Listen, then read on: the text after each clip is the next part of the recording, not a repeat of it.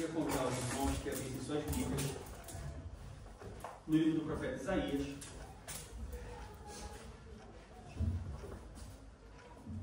Livro do profeta Isaías, no capítulo 55, foi o capítulo do texto base da leitura introdutória do nosso culto de hoje. E nós vamos ler os versos 8 e 9. Então, Isaías, capítulo 55, versos 8 e 9.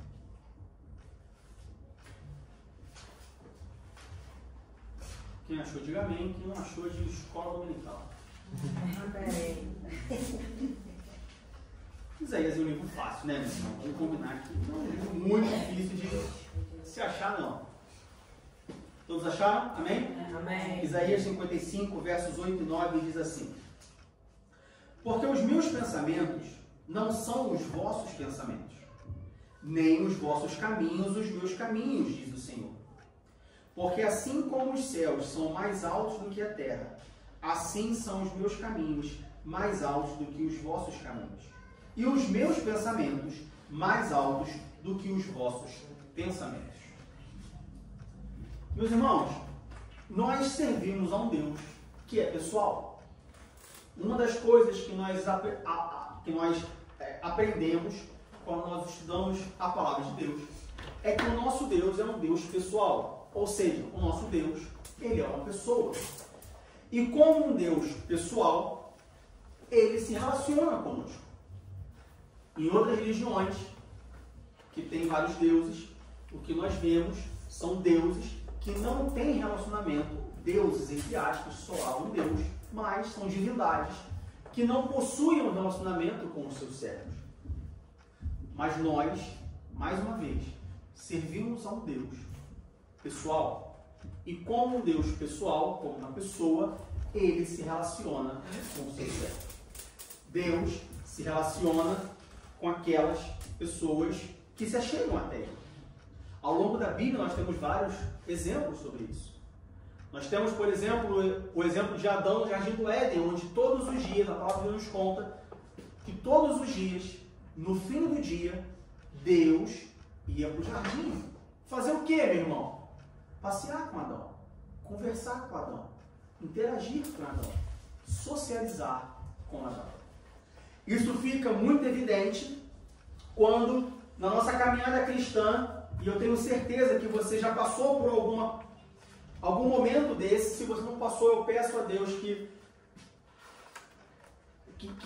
isso aconteça na vida de vocês.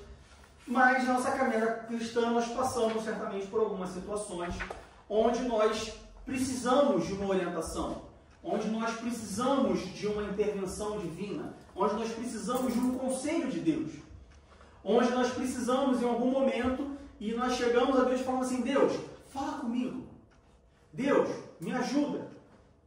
E é interessante porque, por mais que o nosso Deus não esteja visivelmente presente na nossa frente, nós podemos senti-lo.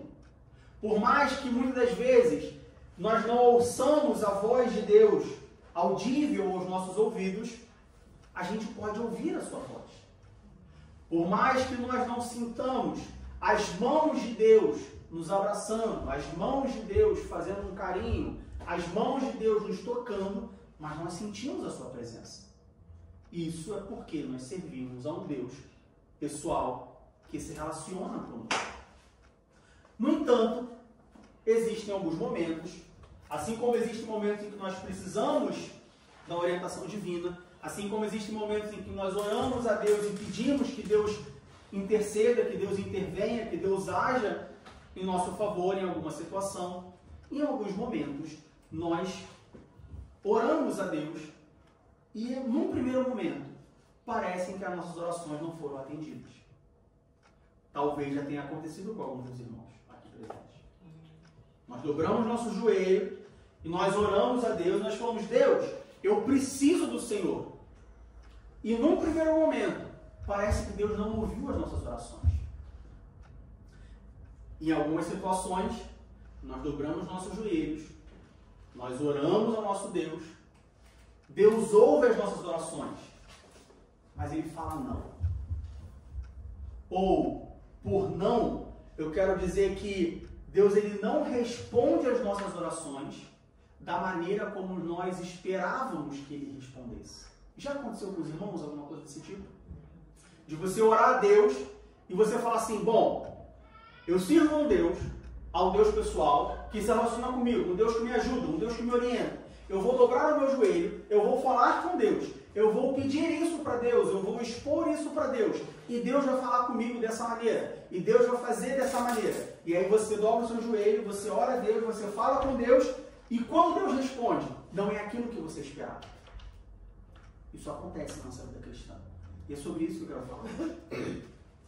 Como filhos do Deus Altíssimo, como servos do Deus Altíssimo, como servos e filhos de um Deus Todo-Poderoso, nós precisamos entender que Deus é soberano.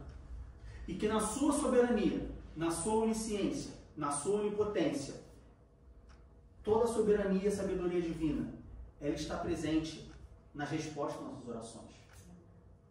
Como filhos desse Deus, como servos desse Deus, nós precisamos entender quando Deus diz não.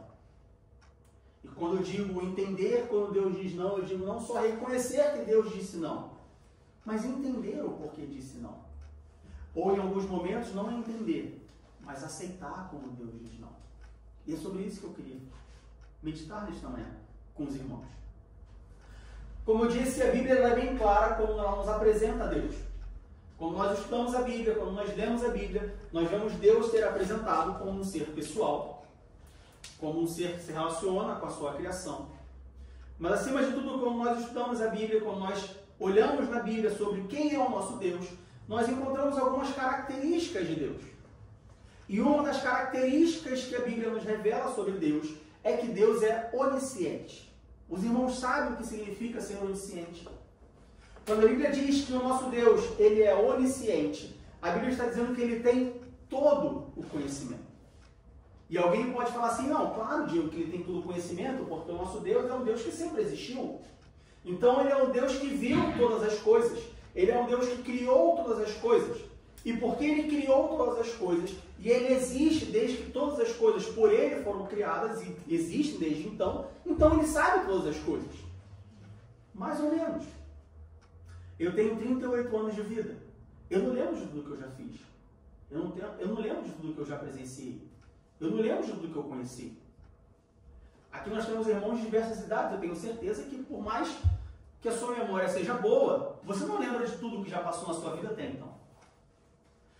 Quando a Bíblia nos fala sobre a onisciência de Deus, a Bíblia está nos apresentando um Deus que na sua sabedoria, que é o seu conhecimento, transcende a nossa compreensão quanto humanos. Como assim, Diego? O que eu quero dizer é que a onisciência de Deus é o atributo que permite que Deus conheça passado, presente e futuro como uma coisa só. Para Deus não existe passado. Para Deus não existe presente. Para Deus não existe futuro. Isso é uma coisa que nós não entendemos. Por mais que nós achamos que entendemos, é um conceito que para nós é estranho, porque nós não conseguimos ver passado, presente e futuro como uma coisa só. Mas a verdade é que para Deus, a onisciência de Deus, a sabedoria de Deus, ela está muito acima de passado, presente e futuro. Ou seja, Deus, quando ele olha para o tempo, Deus, quando ele olha para nós, ele vê passado, presente e futuro como uma coisa só. O exemplo que eu gosto de dar é, se você pegar uma formiga e colocar naquela parede, essa formiga ela consegue enxergar a porta? Não. Se essa formiga ela vem andando, ela parar aqui no meio da igreja, ela consegue enxergar a parede que ela veio? Ela não consegue enxergar o presente, o passado. Ela não consegue enxergar o futuro, mas ela enxerga o presente. Ela pode ter uma lembrança de um presente, de um passado recente, mas ela não conhece o passado todo. E aí, se nós nos colocarmos no lugar da formiga e colocarmos Deus aqui na frente do púlpito, a gente poderia dizer que Deus, enquanto a formiga ela só vê o presente e um pouquinho do passado, Deus, ele vê passado, presente e futuro como uma coisa só. A onisciência de Deus transcende os limites que nós conhecemos. Deus, ele conhece todas as coisas. E ele não conhece todas as coisas simplesmente porque ele criou todas as coisas, mas sim porque todas as coisas, como a palavra de Deus diz, está na mão dele. É como se ele olhasse para a mão dele e ele visse todas as coisas. E é por isso que, muitas das vezes, quando algo acontece em nossas vidas, ou quando nós buscamos de Deus conselhos, quando nós buscamos de Deus uma palavra, quando nós buscamos de Deus, esperamos de Deus uma atitude, Deus age de uma forma que para nós parece estranha. Porque Deus age de uma forma baseada no tamanho da sua sabedoria. Deus age de uma forma baseada naquilo que ele conhece, naquilo que ele sabe, naquilo que ele vê. E como nós não temos a capacidade de conhecer, de ver e de saber como Deus sabe, para nós parece estranho. Para nós parece algo diferente. Para nós parece, muitas das vezes, algo ruim. Mas como filhos de Deus, como servos de Deus, como crentes em Cristo Jesus, mais uma vez eu digo, nós precisamos aprender a entender quando Deus diz não. E quando nós vamos para a palavra de Deus, quando nós olhamos a palavra de Deus, quando nós meditamos na palavra de Deus, quando nós aprendemos dos exemplos que Deus nos deixou na sua palavra, nós vemos diversos momentos Deus falando não.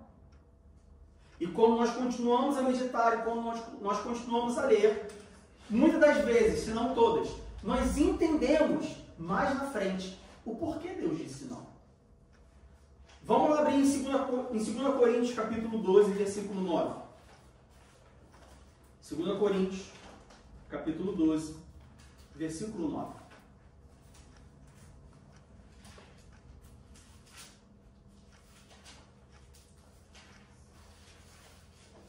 2 Coríntios, capítulo 12, versículo 9. Quem pode ler?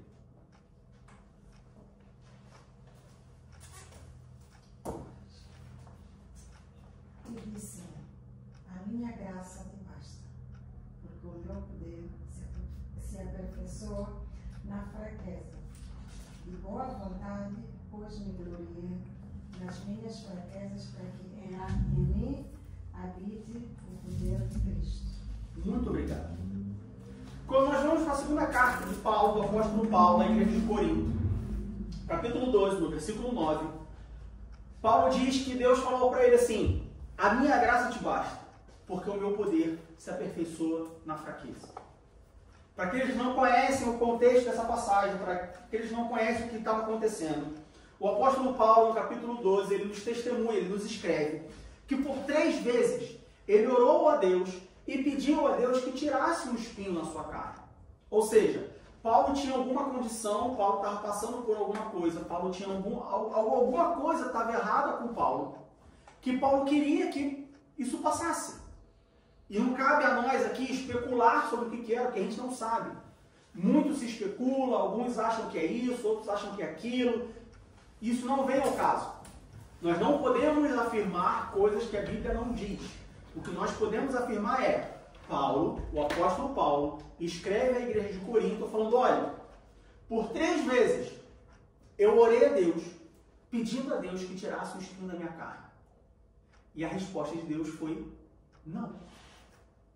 Mais especificamente, a resposta de Deus está no versículo 9 do capítulo 12, quando diz: e disse-me, a minha graça te basta, porque o meu poder se aperfeiçoa na fraqueza. Quando Paulo ora a Deus, e a gente poderia passar aqui o resto do dia falando sobre o apóstolo Paulo, da pessoa piedosa que o apóstolo Paulo era, da pessoa dedicada que o apóstolo Paulo era, da pessoa próxima a Deus que o apóstolo Paulo era, basta nós vermos, não só no livro de Coríntios, de 2 Coríntios, na carta à igreja de Corinto, mas em todas as cartas que Paulo escreveu, até mesmo no livro de Atos, obrigado, mesmo, nós podemos ver a dedicação que Paulo tinha. Ou seja, se existia uma pessoa que tinha, vamos dizer assim, crédito com Deus, era o apóstolo Paulo. Mas o fato é que Paulo ele pede a Deus que faça alguma coisa para ele. Não uma, não duas, mas 3 vezes. E quando chega a resposta de Deus é não. A minha graça te basta. O meu poder se aperfeiçoa na fraqueza. Como filhos de Deus, nós precisamos entender que como Pai, Deus também diz não. A maioria de nós aqui somos pais. Eu tenho certeza que em algum momento você precisou falar não para o seu filho ou para a sua filha. E por que você falou não para o seu filho e para a sua filha? Porque você não gosta do seu filho e da sua filha? Não. Você falou que era para o bem dele. Quando Deus fala não para Paulo, Deus não está falando não para Paulo porque Deus não gostava de Paulo, ou porque Paulo tinha feito alguma coisa ruim para Deus, ou porque Paulo estava em pecado, ou porque o Paulo estava desviado dos caminhos de Deus. Não. Deus, ele fala não para Paulo. E ele dá um motivo. Ele fala, não, a minha graça te basta, porque o meu poder se aperfeiçoa na fraqueza. Existia um motivo para Deus falar não para Paulo. E quando nós continuamos a ler o versículo 9, diz assim, e aí Paulo agora falando, de boa vontade, pois, me gloriarei nas minhas fraquezas, para que em mim habite o poder de Cristo. Ou seja, Paulo, um homem piedoso, dedicado à obra de Deus, um homem que largou tudo para poder servir a Deus. Ele pede uma coisa a Deus, não por uma, não por duas, mas por 3 vezes. A resposta de Deus é não. E o que Paulo faz? Paulo entende o porquê não. E Paulo fala assim, bom, se Deus falou para mim não, porque o poder dele se aperfeiçoa na minha fraqueza, então eu vou me gloriar da minha fraqueza. Ou seja, eu vou ter orgulho da minha fraqueza, não porque eu quero ser fraco, mas porque eu sei que quando eu sou fraco é quando eu sou forte. Mas porque eu sei que quando eu sou fraco, Deus, o poder de Deus, se aperfeiçoa na minha fraqueza. Então, se o poder de Deus se aperfeiçoa na minha fraqueza, então, amém. Aceito o não de Deus e vou seguir a minha vida. Agora abra a sua Bíblia em 1 Crônicas, capítulo 17, versículo 3. 1 Crônicas,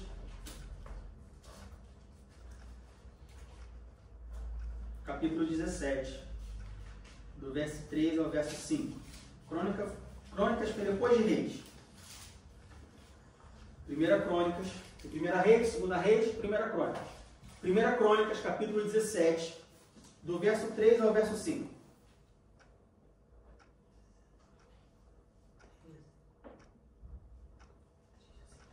Todos acharam? Sebastião, pode ler para nós, por favor? É Crônica 17? 1 Crônicas, capítulo 17, do verso 3 ao verso 5.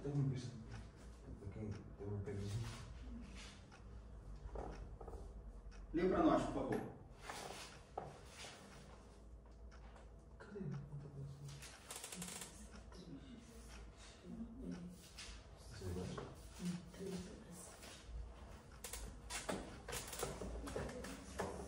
Do 3 ao 5. Mas sucedeu na mesma noite que a palavra de Deus veio a Jonatã, dizendo, vai dizendo Davi, meu servo, assim dizia o Senhor, tu não me edificarás a minha casa, eu habitarei. Porque em nenhuma casa morei, desde que em dia em que fiz subir a Israel até o dia de hoje, mas fui até tentar em tenda e de também tabernáculo em tabernáculo. Muito obrigado, meu pai. No segundo exemplo, nós temos o rei Davi. O rei Davi, a pessoa de Davi, é uma pessoa que todos nós, ou pelo menos a maioria de nós, conhecemos na Bíblia como um homem segundo o coração de Deus. Davi foi o segundo rei de Israel. Davi foi o rei que Deus escolheu para Israel. Vamos voltar um pouco na história? O povo sai do Egito, no deserto, entra em Canaã.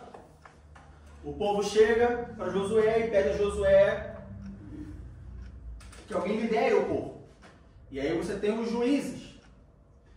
Passado um determinado tempo, o povo chega para Samuel, que era o sacerdote, o sumo sacerdote, e fala assim: Samuel, nós queremos um rei. Todas as outras nações têm rei. Nós também queremos um rei. Samuel se entristece porque Samuel entende que o problema era com ele. Deus fala para Samuel: Samuel, fica tranquilo, Samuel, o problema não é com você, o problema deles é comigo. Não tem problema. Vou te botar Saul. Coloca Saul. Saul é o ungido rei. Saul era um homem temente a Deus. Saul tinha o Espírito de Deus sobre a sua vida, mas durante a sua vida Saul se desvia dos caminhos de Deus. Saul se afasta de Deus. Até que chega um momento em que Deus chama Samuel e leva Samuel à casa de Jessé para ungir Davi rei. Deus escolheu Davi. Davi era um homem segundo o coração de Deus. Davi foi o segundo rei de Israel e Davi era conhecido por ter sido o melhor rei que Israel já teve. Então a gente vê que Davi não era qualquer pessoa. Davi era um homem segundo o coração de Deus. Davi era o melhor rei, ou foi o melhor rei que o povo de Israel já teve.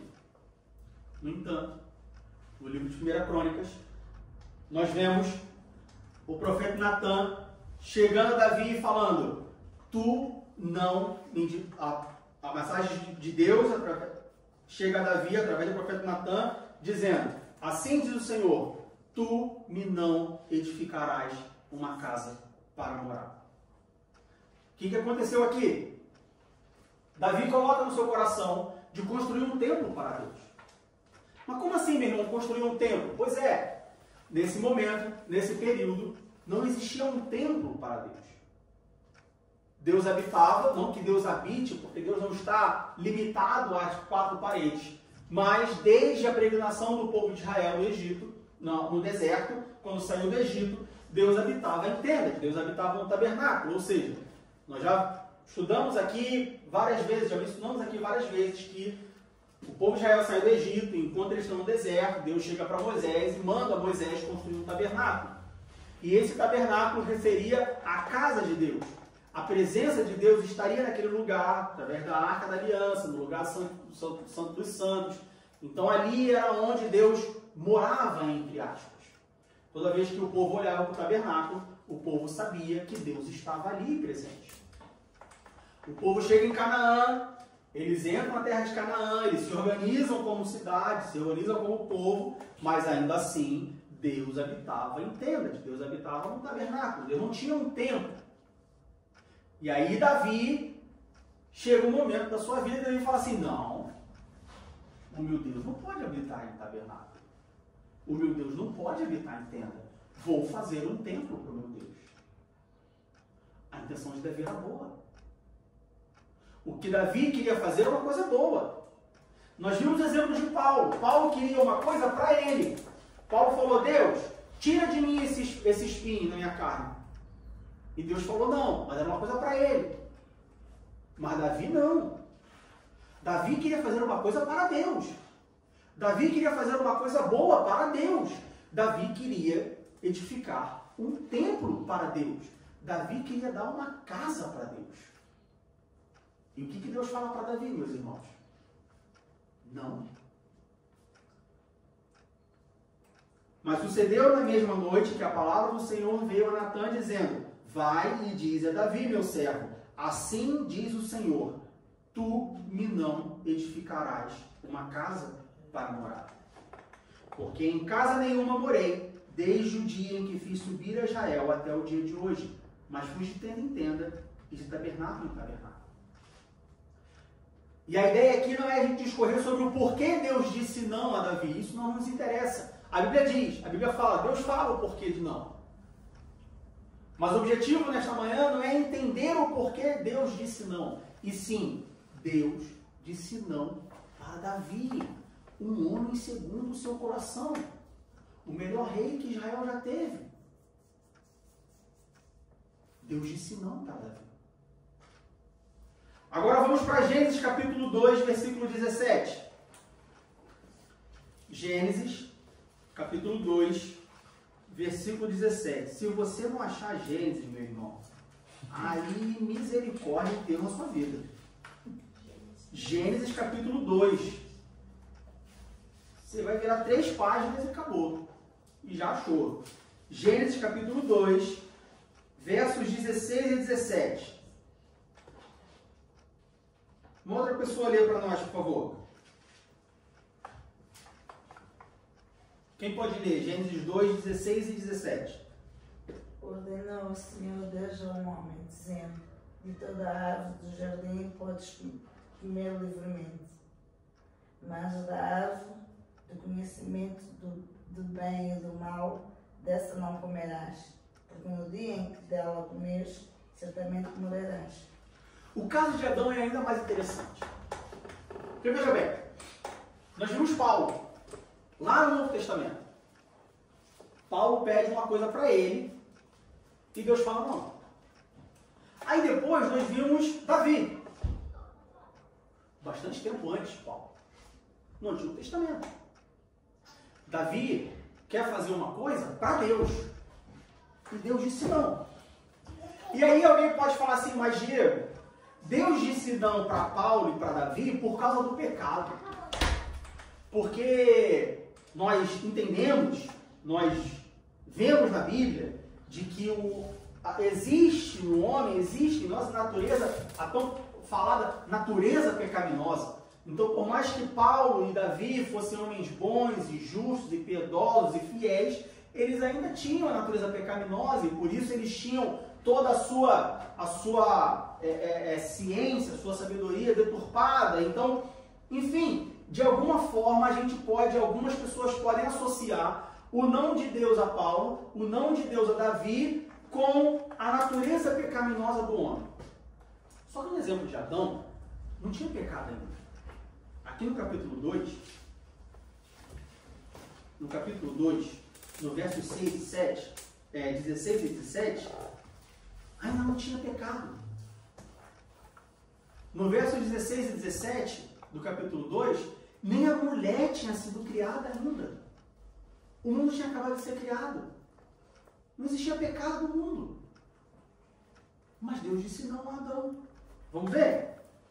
E ordenou o Senhor Deus ao homem, dizendo: de toda a árvore do jardim comerás livremente, mas da árvore da ciência do bem e do mal, dela o quê? Não comerás. Deus disse não a Adão. Deus chama Adão e fala assim: Adão, você pode comer de tudo, mas da árvore do conhecimento do bem e do mal, dela você não vai comer. Por que Deus disse não a Adão?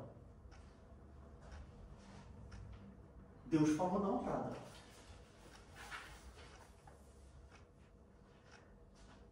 Essas narrativas, esses exemplos, nos servem de consolo.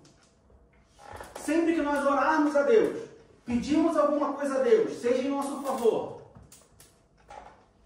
seja em favor do próximo, seja algo que nós queremos fazer para Deus, ou seja até mesmo uma coisa que a gente nem pediu. Veja bem, às vezes a gente recebe não de Deus e a gente nem falou nada. E Deus fala não, a gente fala, mas Deus, eu nem pedi nada a Deus. Já está falando não para mim? Isso serve para nós entendermos e buscarmos consolo de que, olha, Deus fala não. Existem outros exemplos na Bíblia que Deus falou não. Deus falou não para Moisés.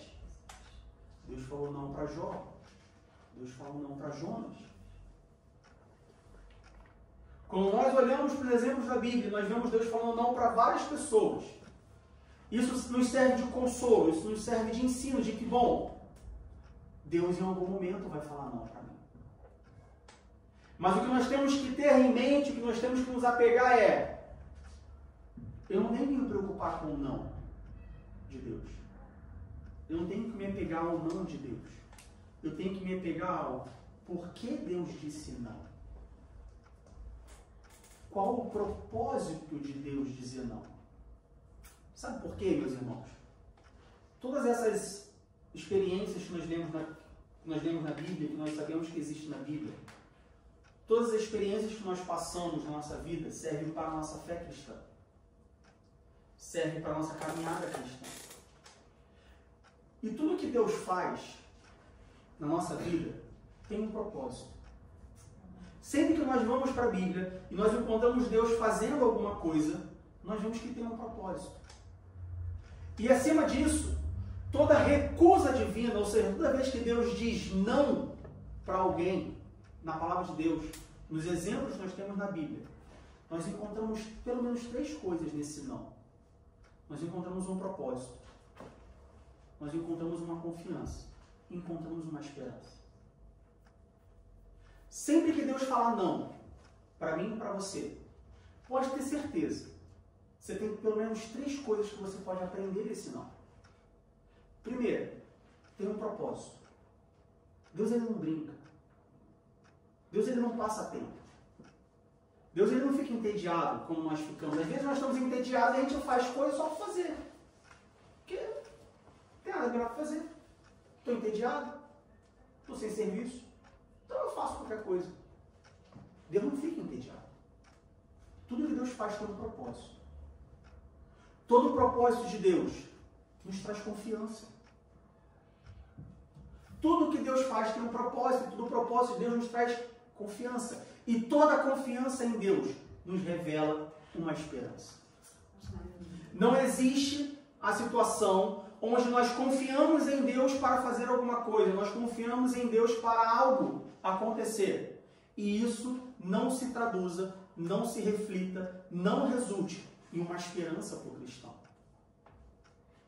Então, todo nome de Deus tem um propósito, uma confiança e uma esperança. Mas, Diego, qual o propósito na recusa divina? Por que Deus recusa alguma coisa? Por que Deus fala não para alguma coisa? Tem um propósito. Veja bem, a questão aqui é que, como nós falamos no início sobre a onisciência de Deus, porque nós não temos a mente de Cristo, porque nós não conhecemos a mente de Deus, porque nós não conhecemos o que Deus conhece, a gente acha que Deus está falando não sem necessidade. Porque a gente não sabe o que Deus sabe. Porque a gente não vê o passado, o presente e o futuro como Deus vê o passado, o presente e o futuro. Quando Deus diz não, a gente acha que Ele está falando não porque Ele não quer me ver feliz. Ele está falando não porque Ele não quer me dar aquilo que eu quero. Ele está falando não porque Ele quer me punir, porque Ele quer me censurar, porque Ele não quer me deixar à vontade. Mas a verdade é que sempre que Deus fala não, Deus está nos protegendo de alguma coisa. Sempre que Deus fala não, Deus tem um propósito naquele não.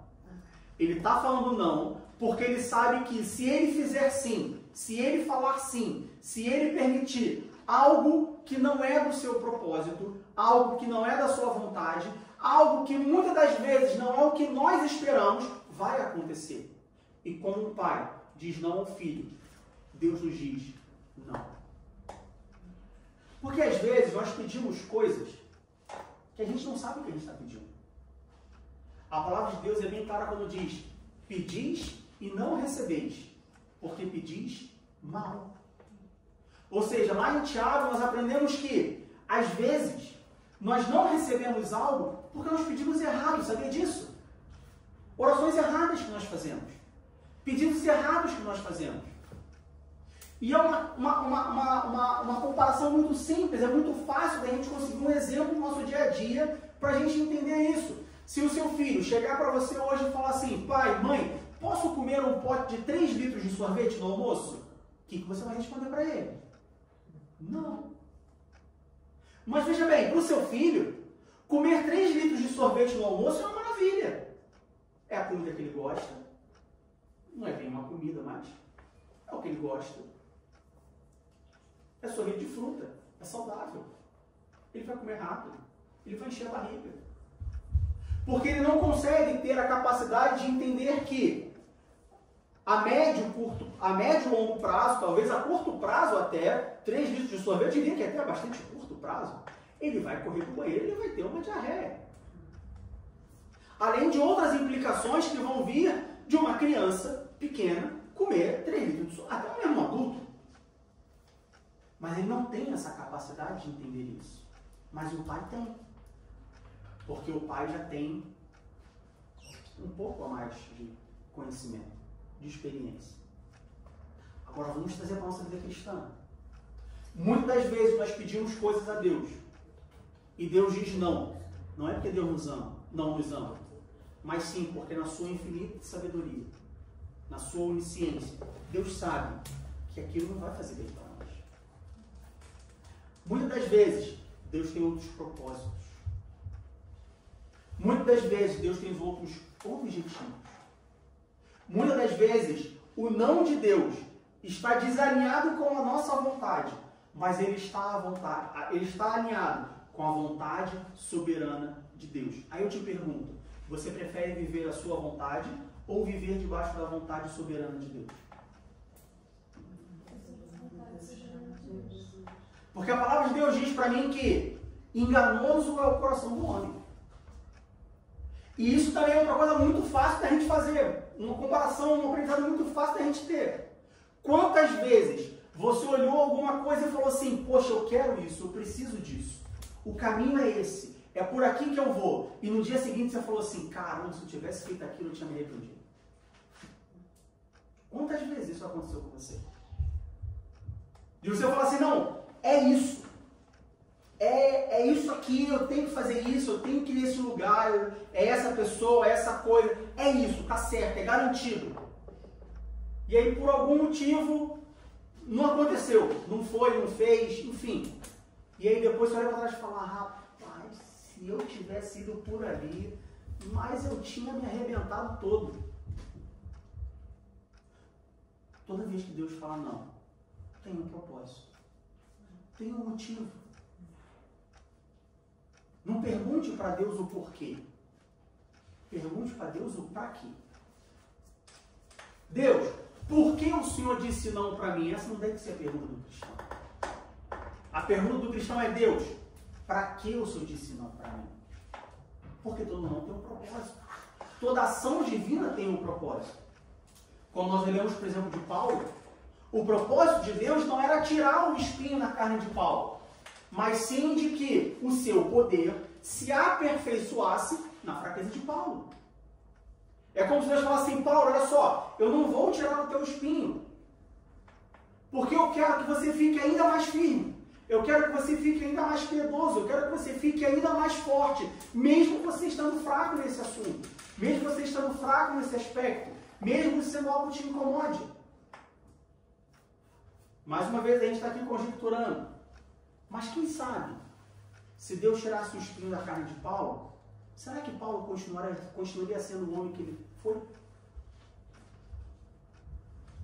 Se Deus te der a vitória nessa luta, você vai continuar servindo a Deus? Se Deus te trouxer o socorro neste momento, veja bem, eu não estou dizendo que Deus não vai te trazer o socorro. Eu estou falando que, se Deus te trouxer o socorro neste momento, você vai continuar aos pés de Deus? Às vezes Deus está falando assim, olha só meu filho, olha só minha filha, na minha sabedoria eu sei que se eu te trouxer o socorro agora, amanhã você se desvia. Se eu te trouxer o socorro mês que vem, você vai ser meu para sempre. O que você prefere? Receber o socorro agora e se desviar? Ou ficar mais um pouquinho e ser feito para sempre? Todo não de Deus tem um propósito. Deus falou não para Paulo, mas ele tinha um propósito e falava não para Paulo. Não se engane. Deus, ele sempre tem um propósito em todas as coisas. Tudo tem um tempo. Até mesmo nas respostas que não nos agradam. Deus tem um propósito, meus irmãos. Tenha essa confiança, tenha essa certeza. Tudo tem um propósito. Pediu, orou, não respondeu, ou respondeu com não. Deus, qual é o seu propósito? O que eu preciso aprender com isso? O que eu preciso fazer com isso? Isso é importante. E como nós voltamos de novo, mais uma vez, para o exemplo de Paulo. Quando Paulo entendeu o propósito do nome de Deus, o que Paulo diz lá em 2 Coríntios? Quem pode ler de novo? 2 Coríntios, capítulo 12, verso 9. Vamos voltar lá, 2 Coríntios, capítulo 12, verso 9.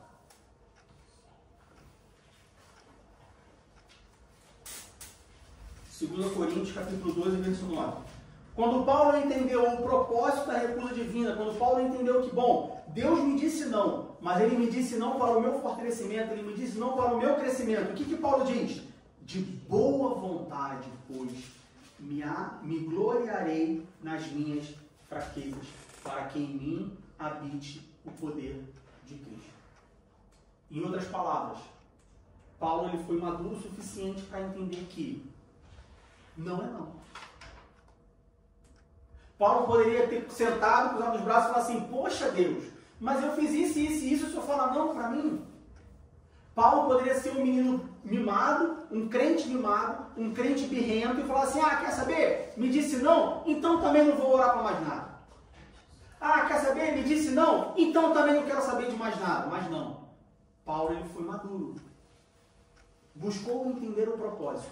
E quando ele entendeu o propósito, ele falou, me gloriarei nas minhas fraquezas, para que o poder de Cristo habite em mim. Todo não de Deus tem um propósito. Mas todo não de Deus traz uma confiança. Sempre que nós recebemos o não de Deus, pode confiar, Deus está fazendo alguma coisa. Muitas das vezes, nos pedem alguma coisa, principalmente com o filho, e você fala não, porque você quer fazer outra coisa, porque você quer, enfim. Ontem meus filhos queriam ir para o Jump House. Eu falei, filho, não, filho, já fui para a piscina de manhã, filho. Não, fica em casa. Mas não tinha propósito. Mas não quero. Quando Deus fala não, o propósito de Deus nos traz uma confiança de que tem algo maior acontecendo. O propósito, o não de Deus, nos traz uma confiança de que, olha, não é um não em vão. Confia, porque está acontecendo alguma coisa que a gente não pode entender neste momento. Abra sua Bíblia em Provérbios capítulo 3. E nós vamos ler os versículos 5 e 6.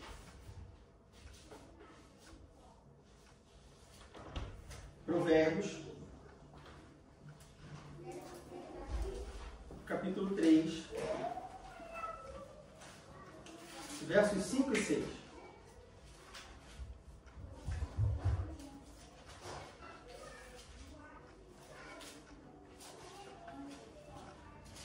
Provérbios capítulo 3, versos 5 e 6 diz assim, o versículo 5 começa falando assim, confia no Senhor de todo o teu coração. Aprenda uma coisa, meu irmão. Aprenda uma coisa, minha irmã. Sempre que Deus diz não, o não dele começa falando assim, olha, confia no que eu estou fazendo. Eu sei que pode parecer estranho, mas confia. Todo não de Deus é um convite a confiarmos em Deus. Provérbios capítulo 3, versículos 5 e 6 diz, confia no Senhor de todo o teu coração e não te estribes, não se perca, não se confunda no teu próprio entendimento. Versículo 6, reconhece-o em todos os seus caminhos e ele endireitará as tuas veredas.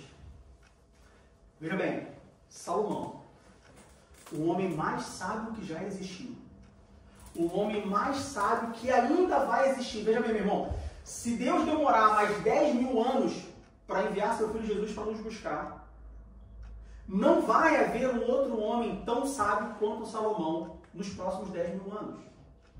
Salomão foi o homem mais sábio que já existiu e que vai existir. Ele recebeu a sabedoria do próprio Deus. Deus chega para Salomão e fala assim, Salomão, você está cuidando bem do meu povo. Me pede o que você quer. E Salomão fala assim, Deus, eu quero sabedoria. E aí Deus fala assim, por que não me pediste riquezas? Você será o homem mais sábio que já existiu. Esse homem sábio desse jeito, ele fala: confia no Senhor de todo o teu coração. Não se perca no seu próprio entendimento.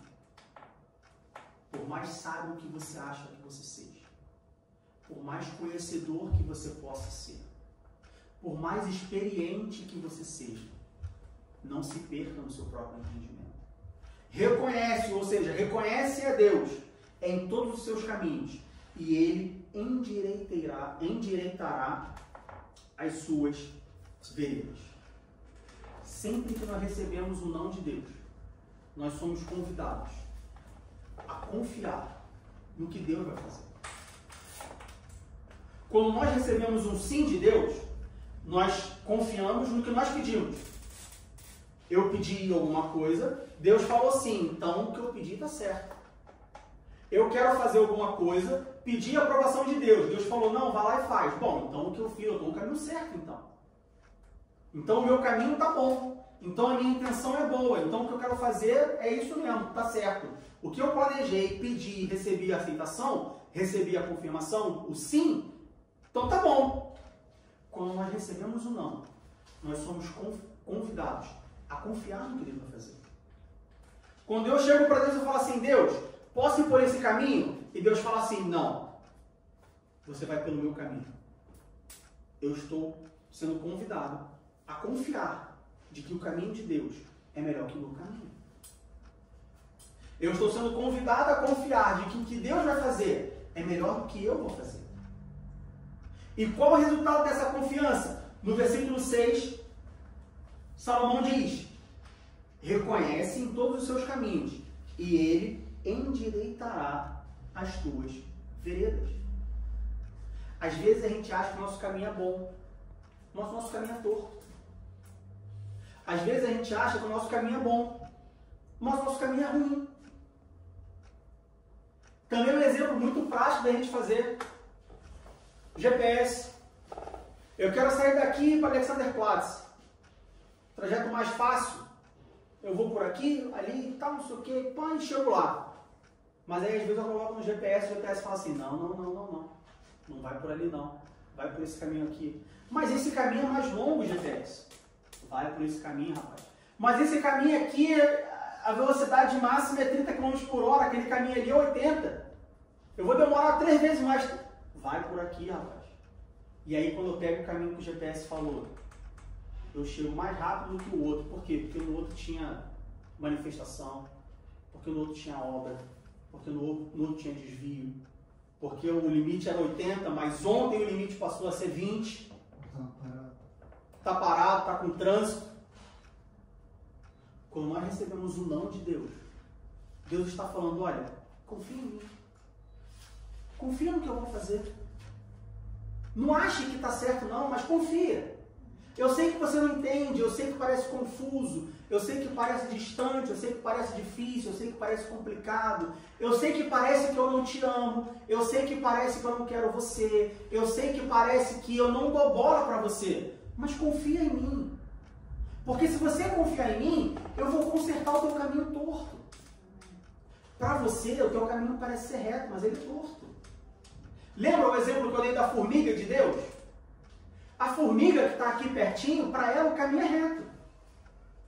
Mas para Deus que está aqui em cima, Ele está vendo que ali na frente tem uma curva. Ele está vendo que ali na frente tem uma ribanceira. Ele está vendo que ali para frente está fechada a estrada, o caminho está ruim. Então quando Deus fala não, Deus está falando, olha, confia em mim. Confia no que eu tenho para fazer. Ainda, no capítulo 55 do livro de Isaías, que foi o texto base da nossa meditação, Isaías 55, versículos 8 e 9, porque os meus pensamentos não são os vossos pensamentos, nem os vossos caminhos os meus caminhos, diz o Senhor. Porque assim como os céus são mais altos do que a terra, assim são os meus caminhos mais altos do que os vossos caminhos, e os meus pensamentos mais altos do que os vossos pensamentos. Não tem como nós compararmos a nossa vontade, os nossos caminhos, as nossas certezas com as certezas de Deus. Ele é mais alto do que os pensamentos de Deus são mais altos que os nossos. Por mais conhecedor que eu seja, por mais experiente que eu seja, Deus conhece mais do que eu e melhor do que eu. Se Deus está falando não, meu irmão, se Deus falou não para você, minha irmã, confia. É melhor ficar com o não de Deus do que com o sim que você acha que é certo. Confia. Toda recusa divina é um convite a confiarmos em Deus. Recebeu um não de Deus? Confia. É melhor ficar com o não dele. Ele sabe todas as coisas. Ele conhece todos os caminhos. E se nós formos persistentes, se nós confiarmos e seguirmos confiando, lá em Provérbios, Salomão nos diz que ele endireitará as nossas veredas. Ou seja, eu estou num caminho que eu acho que está bom. Eu estou num caminho que me trouxe até aqui. Eu estou num caminho que aparentemente vai me levar onde eu quero chegar. Se eu orar a Deus, pedir a Deus, Deus falar assim, não, volta por outro caminho.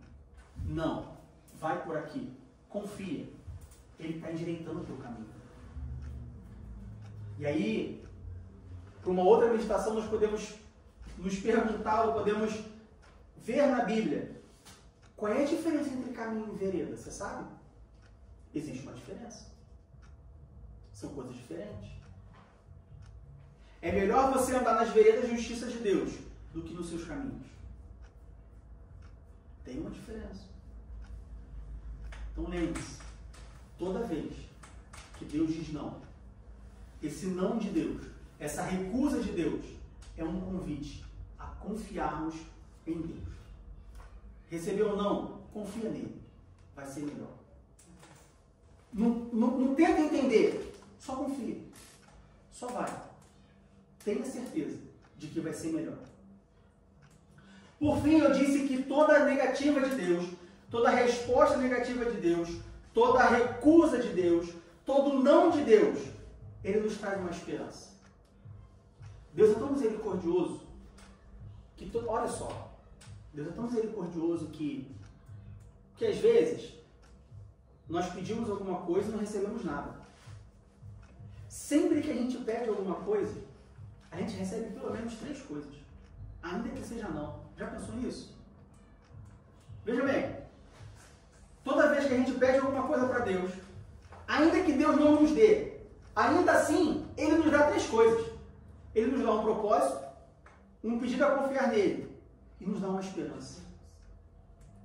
É a única pessoa que diz não e dá tudo. Parece incoerente, mas é assim que o nosso Deus é. Quando nós pedimos alguma coisa a Deus, quando nós oramos a Deus e recebemos uma recusa de Deus, Deus nos dá, nessa recusa, nesse não, Ele nos dá uma esperança. Diego, agora você me pegou.